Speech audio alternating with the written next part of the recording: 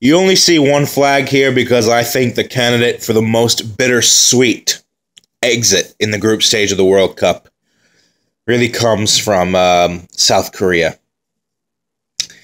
And the reason is almost self-explanatory, because South Korea entered their final group game on 0 points from losing their first two matches, and it looked like it was going to be a repeat of the 2014 World Cup disappointment where they crashed out in the group stage with a single point. And it looked like also South Korea were going to exit at the group stage with 0 points because they lost to Sweden and Mexico, where in two games where I thought they made a decent accounting of themselves at least. And they were coming up against a desperate, fighting for survival, reigning world champion in Germany. And a lot of us thought that for the first time since 1998, South Korea were going to exit a World Cup with 0 points. Or excuse me, I think since 1990. The 1990 World Cup in Italia. And it was going to represent really a new low for South Korean football, because it would have been the first time that South Korea failed to advance in consecutive World Cups since 1994 and 1998, because since 2002, South Korea, just like their rivals Japan, had become an every other World Cup Asian team, advancing, not advancing, advancing, not advancing. And they did fall susceptible, ultimately, to their fate of what previous South Korean teams did in years past, dating back to the 90s and the 80s. But South Korea did take the world champions down with them.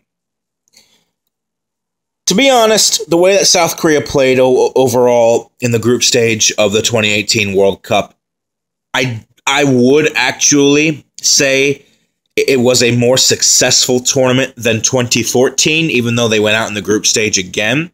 Just because if you look at the context of their performance, they lost to Sweden 1-0 through a dubious penalty, in my opinion, that was given to Sweden. A late Hong Sung-min compensation goal against Mexico late on to make it 2-1. Almost got a second goal in stoppage time against Mexico to pull off an unthinkable last-minute draw. It was another bitter part was just Hong Sung-min. We saw in the post-match when the South Korean team was in the locker room, he had to be consoled by the South Korean president. He was in tears because, number one, he was disappointed that South Korea had lost both of their first two games, and also he really wanted to avoid military service, and he felt like he let his country down. So seeing Hong Sung-min cry, that really, it was so devastating. It was really devastating. And honestly, I didn't give South Korea a prayer's chance in hell of getting even a draw against Germany. I really didn't. Perhaps that's a little bit of disrespect, but I think most people thought that Germany beating South Korea, that was going to be a given, and then the decisive match was between Mexico and Sweden, who was taking place at the same time on the final day of Group F. And that's why the way that events unfolded in Group F, in my opinion, was the craziest day of the World Cup. South Korea played a huge role in contributing to, in my opinion, the craziest day of the World Cup, which was the conclusion of Group F. How dramatic it was, how Mexican fans in the stadium were on their cell phones hoping for a positive result in the other game because they were losing emphatically to Sweden 2-0 and then 3-0. South Korea entered this tournament ranked up outside the top 50 national teams in the world. Germany entered this tournament as the #1 team in the world, the defending champion, and South Korea beat them. Now you can chalk it up to maybe Germany came into that match a little bit arrogant, complacent, thought they were definitely going to pick up the 3 points against South Korea, they came into that match disjointed because they still hadn't shaken off the Mexico loss. Whatever reason for it, it doesn't really matter at the end of the day because South Korea exiting with knocking out the world champions and finishing above them in the table. I mean, South Korea actually, they finished in third on goal difference ahead of Germany, who finished in bottom. And South Korea finished with a neutral goal difference with 3 goals scored, 3 goals conceded, and a 0 goal difference. That already right there, much better than their negative goal difference of 2014, where they finished with, I remember, a 4-2 thumping by Algeria in Group H of the 2014 World Cup. So South Korea,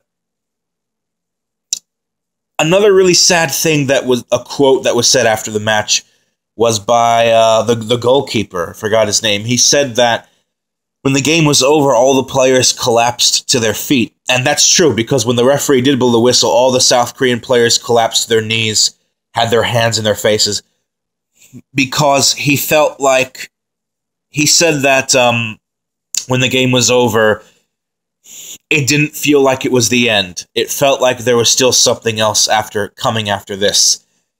And then the feeling really dawned on you. It was the end, because of the fact that the results in the other game did not go their way, and overall, it just wasn't enough. When you knock out the world champion, and you finish above them, but you still get eliminated alongside them because your campaign previously was poor, it's really a bittersweet exit, because you end on a very high note, not just winning your last match, but given the opposition that you faced and who you took out with you, but you don't go through. You don't go through. And ultimately, South Korea did not deserve to go through. I mean, the results speak for themselves, but you have to give them a ton of credit, because they played with pride on the line, and they did restore some pride. But at the end of the day, they got on that airplane and they flew home. So that's my candidate for the most bittersweet exit of the 2018 World Cup. Maybe South Korea can build upon this. Maybe they can have a sweeter finish in Qatar 2022. So leave a comment below, like, subscribe. I'll see you in my next video tomorrow, God willing. Until then, peace.